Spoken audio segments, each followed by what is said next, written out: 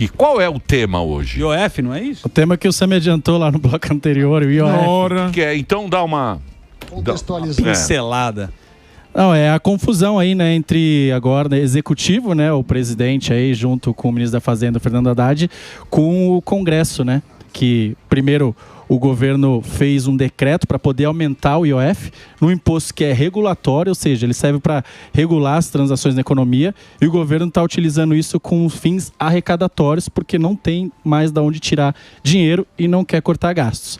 E daí o Congresso foi lá e falou, olha, a sociedade não aguenta mais aumento de impostos, então nós vamos derrubar este decreto. E o governo não acreditou muito, né? Porque desde 1990 que não havia um decreto derrubado pelo parlamento, né? E foi derrubado, então voltou ao que era o anterior. Se você já pagou o IOF, provavelmente vai receber, e aí os bancos, todo mundo tá essa confusão toda, e agora tá na queda de braço. O governo falou, olha, não aceitei que o Congresso derrubou o IOF, vamos ao STF, né, o Poder Judiciário, para decidir aí quem está certo aí nessa confusão toda. E quem está certo nessa confusão, meu querido Alan Gani? É claro que é o Congresso Nacional representando os interesses da sociedade brasileira. Foi um aumento visando exclusivamente a arrecadação e não como o Siqueirinha aqui falou, né, para fins regulatórios. Ou seja, houve um desvio de função. O governo está precisando de dinheiro e utilizou de um artifício que é inconstitucional. Mas na mesma semana que aconteceu isso, eles aprovaram aumento de vagas. Exato, né? Isso então, daí que dizer, eu queria... Não sei se eles são tão não, isso assim, isso daí que eu queria pontuar. O Congresso legal derrubou, agora sim, papinho do presidente da Câmara ou de vários deputados parlamentares do Centrão não me convence, porque existe uma crise fiscal no Brasil e o Congresso é responsável nisso também, né? Além do IOF, eles aumentaram o número de deputados de 513 para 531, verdade. Daí não tem crise fiscal? Daí continua tendo crise fiscal. Só que eles sempre tomam uma medida populista. Tem também fundão eleitoral, 5 bilhões, e tem as emendas parlamentares. 50 bilhões aí no ano, mais ou menos. Foi pago 500 milhões num dia para poder o Congresso estar junto com o governo. E a maior emenda que foi paga foi de 20 milhões aí individual. E por que o Congresso é irresponsável e é culpa também dessa crise fiscal? Porque eles não pagam pelas decisões ruins que eles tomam. O executivo sim, porque o executivo, em teoria, se faltar dinheiro, vai sofrer. Agora, eles não pagam. Se eles aumentarem fundão, se eles aumentarem um monte de gasto lá para eles não pagam por essas decisões ruins. Então, o sistema como é hoje, o presidencialismo, faz com que nosso Congresso não pague pelas decisões ruins. Então, eles também são culpados. Assim, ajudou agora, está do nosso lado, mas, né, do lado da população que não quer pagar impostos, mas assim, essa conversinha deles não me convence. A motivação do Congresso não foi das melhores, né? Isso. Atendeu a grupos de pressão, jogou para a torcida, pensou nas emendas, mas o resultado final para nós foi positivo. Exato. Chiquinho Pão de Hambúrguer, o Brasil, segundo o seu partido, segundo o presidente, está voando.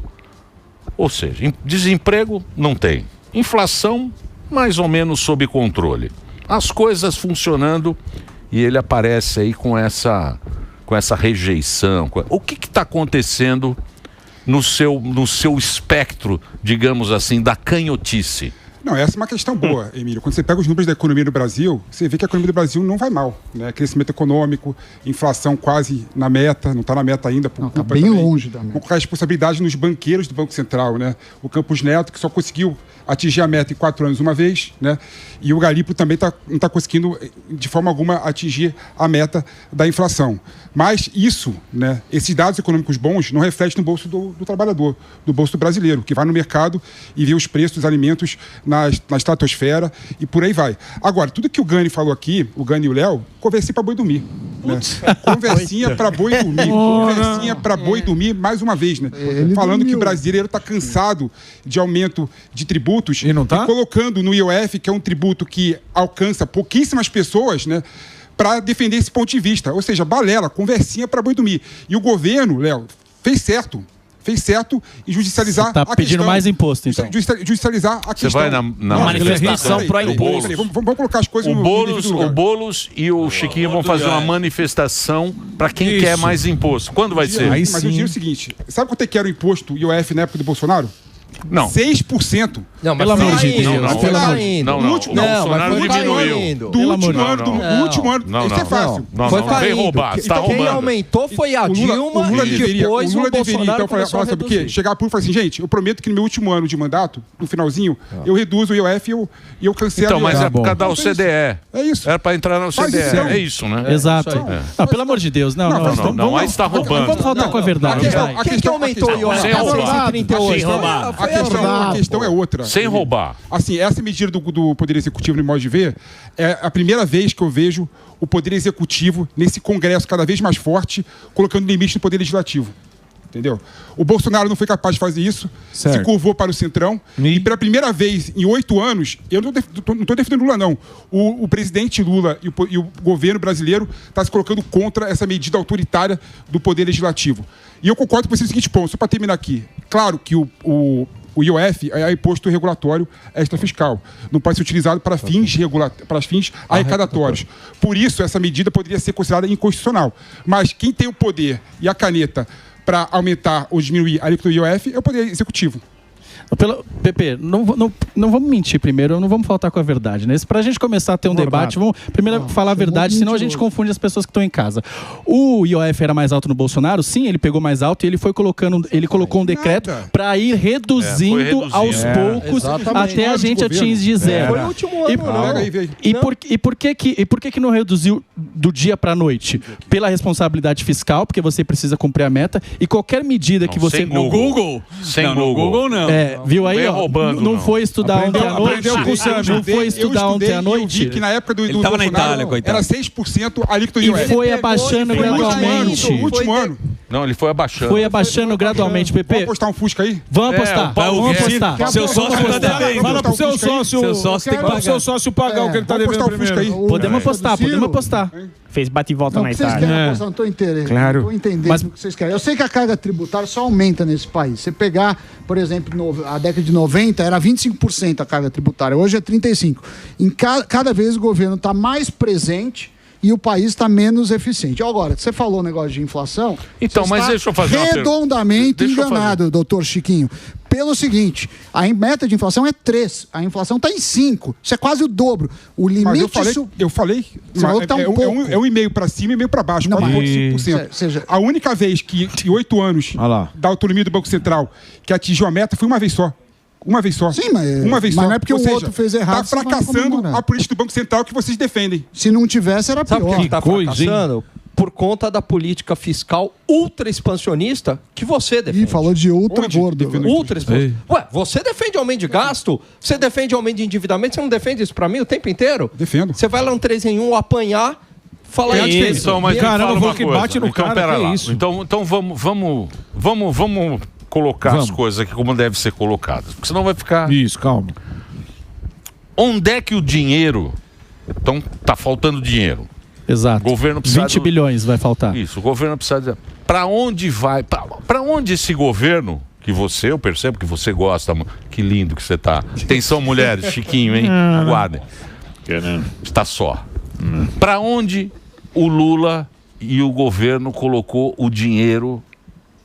Onde está indo esse dinheiro? O que ele fez com esse dinheiro que a gente possa ver e possa falar para a audiência? Foi bem Não fez gasto. nada.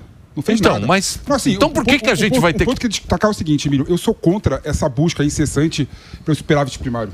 Eu sou contra o que o governo Lula está fazendo, o que a Haddad está fazendo, o que o Bolsonaro fez, o que o Fernando Henrique Cardoso fez lá atrás, criando o tripé macroeconômico. É o que deu certo que é um no Brasil, absurdo, Pepe. que é um absurdo. Tudo que é um deu absurdo. certo, você eu é acho, contra. eu acho que se você qualificar o gasto e o gasto gerar crescimento econômico, gerar riqueza, os brasileiros se enriquecerem, para mim, tá bom, tá valendo. Aí ficar rico e pagar a conta depois. É assim que qualquer pessoa Mas o que você está falando para gerar inflação, porra. É o que fizeram em 2015 e inflação 16. maluca, Exatamente. Testaram já em 2015. Que não deu certo. Não dá certo. Desculpa, a Dilma fez errado isso. Não, isso não dá A Dilma certo. teve o tripé macroeconômico que você defende. Que imagina, Pepe, Mas não pelo dá amor certo de Deus. isso. Ela fez a nova matriz. Completamente.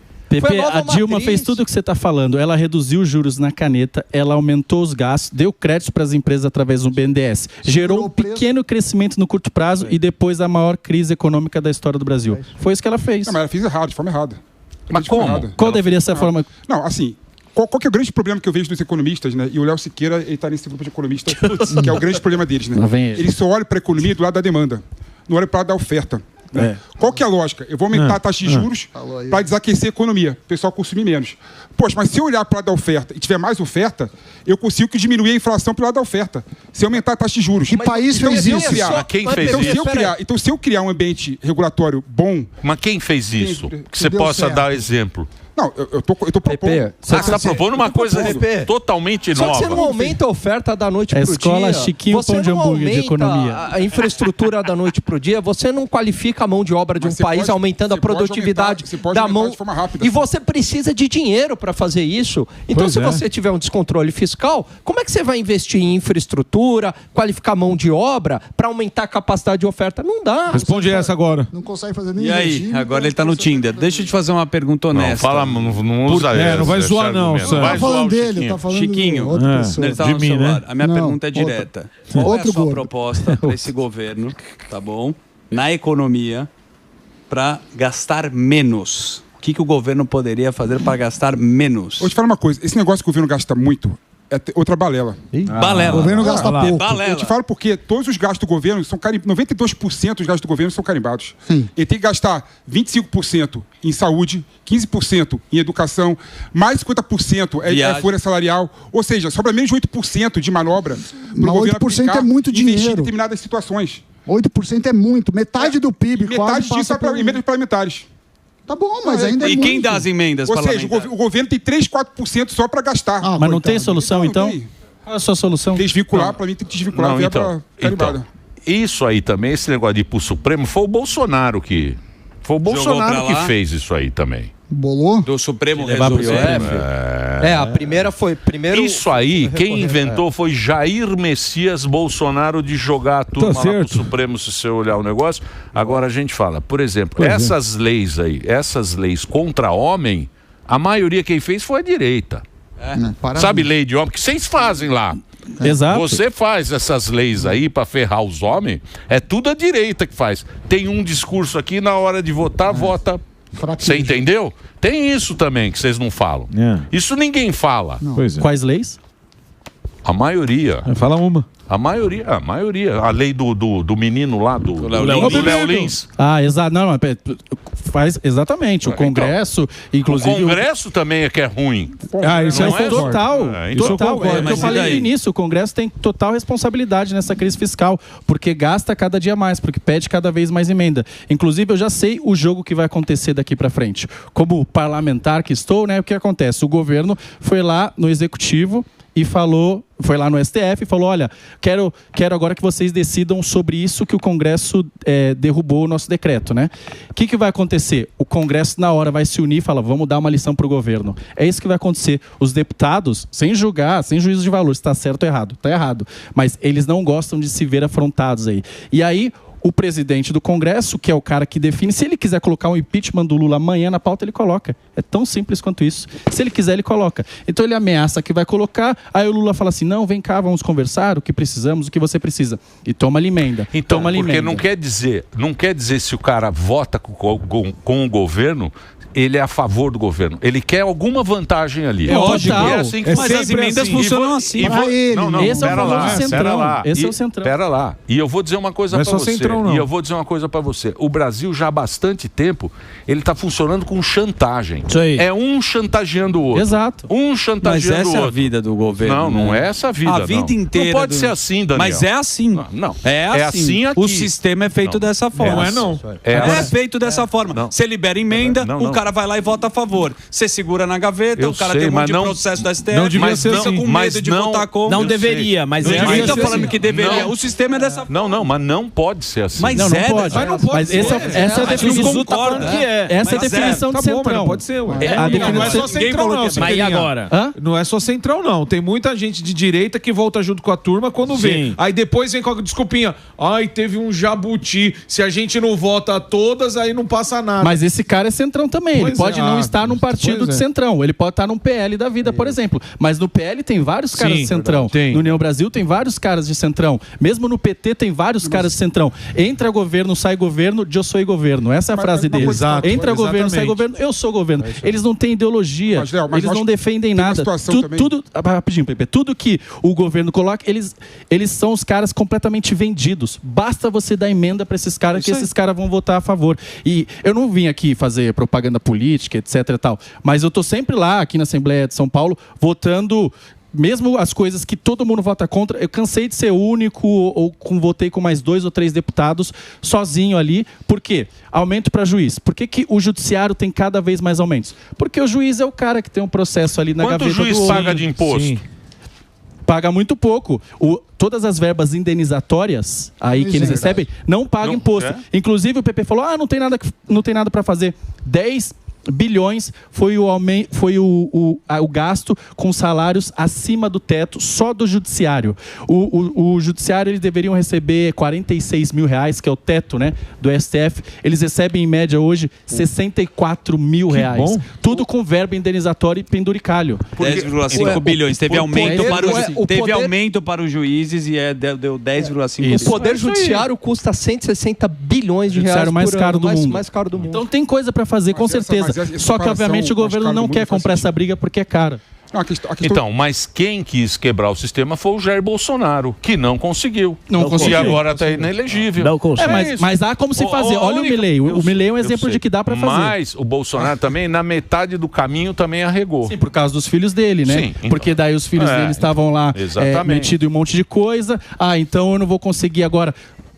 Eles votaram a favor lá do Flávio Dino e dos outros indicados pelo Lula. Claro, porque estão com o rabo preso também. Então as mudanças também não vão vir dali. O único cara que realmente está tentando mudar é esse Milei na Argentina. Exato. Milei é um exemplo de que dá para fazer. É o único a gente está piorando. Tá tentando.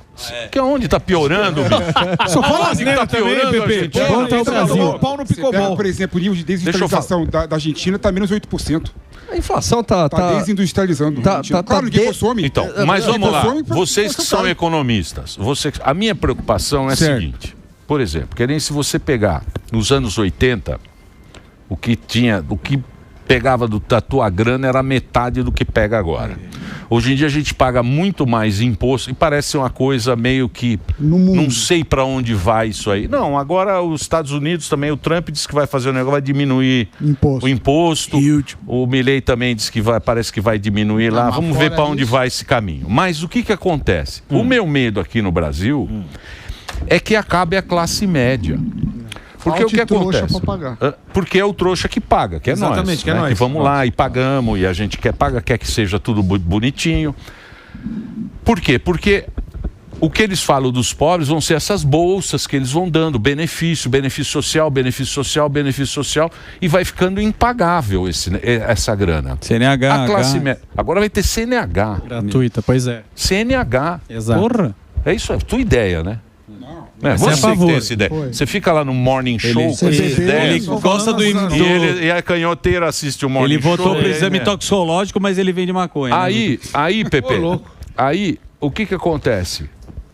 O Brasil, ele vai ter... O bilionário está indo embora. Sim. Saiu essa notícia que os bilionários estão indo para paraíso fiscal, porque não querem ficar aqui. Claro. Bilionário não gosta de pagar imposto. A classe média vai acabar. E o que vai ser do Brasil? Siqueirinha, você que é um cara cheio de que veio razão, da perifa e hoje tá diga lá pra nós, o que vai ser do Brasil? Pois é, o primeiro efeito que você tá falando é isso, as pessoas com capital que podem se mudar do país estão saindo do país. Aí você fala, é só uma pessoa? Não, porque essas pessoas são empresários, pagam bastante imposto, então uma fuga de talentos. Hoje o cara se forma numa universidade boa, se ele tiver a oportunidade de ir para fora, ele vai para fora. Então, primeira coisa é a fuga de talentos. Segundo, cada vez mais programas sociais, a ponto de ficar caro, e tem empresário já falando, olha, eu tenho dificuldade de contratar, porque os programas sociais estão muito altos, e de fato estão, tem economistas bons, e inclusive da ala mais do PP aí, falando também, olha, a gente precisa redesenhar a Bolsa Família, por exemplo, e uma carga tributária altíssima. E para onde está indo o dinheiro? O dinheiro está indo para o judiciário mais caro do mundo, para pagar 531 deputados agora, para o Uber Fab aí, que muitos ministros aí utilizam, jatinho da FAB para um lado para o outro, em Lei Rouanet, em programas sociais. E quem gera riqueza está cada vez sendo mais tratado como criminoso, né? Enquanto que o criminoso aqui no Brasil, infelizmente, está sendo tratado com muita paciência. Então a gente precisa valorizar quem gera riqueza, porque senão isso só vai se acentuar aí ao longo dos anos. É isso, Pepe. Quem gera riqueza? Quem gera riqueza? Não, assim, o grande problema é o seguinte, o Léo acha que resolve o problema do Brasil cortando despesa, e tem área que não tem por que cortar despesa. Lei Rouanet, não tem. Lei Rouanet, por exemplo. Tem que cortar. Cultura gera riqueza também. Gera. Cultura gera riqueza no Brasil. Para os artistas. Entendeu? Pessoa sem privada em casa e você querendo tocar Tchaikovsky. Quem mais pra pega ele. grande Desculpa, você vai para uma peça de teatro, né? Você vê vários pipoqueiros vendendo pipoca. Isso, só o vendendo pipoqueiro. bala. Pipoqueiro Você tá vê, rico. por exemplo, Realmente. o flanelinha na rua, comprando um negocinho. Aí você trabalha. Você vai no restaurante que você não ia antes. Arte boa. O cara roubando o celular na porta ou seja, do um real investido na economia gera R$3. A arte boa, ela sobrevive Verdade. sem Já na incentivo economia. estatal. Machado de Assis tinha incentivo estatal? Dostoiévski tinha incentivo estatal? Tinha a lei Tem nada a ver uma Dostoiévski. coisa com a Claro outra. que tem, meu Tem nada a ver uma amigo. coisa. São Porque pessoas que a ficam- arte boa, ela sobressai. Machado de Você Assis. não precisa de dinheiro estatal. Claro que precisa. Pepe, se você precisa do Estado para fazer sua arte, você não faz arte, você é um funcionário do Não, Estado. o grande problema é o seguinte, vocês acham, por exemplo, que fazer um show com dinheiro público, Stand-up. que as pessoas que não tinham dinheiro para consumir, pagando ingresso caro e pode ir ali assistir o show, isso é pouco, é jogar dinheiro fora. Pepe, tem 100 milhões de pessoas a arte sem e a esgoto em cultura casa. engrandece uma população e uma sociedade. Desculpa. desculpado. Se a comida, Mas não faz mais. você alimenta o corpo, a arte alimenta a alma. Olha, o poeta, bonito. Só.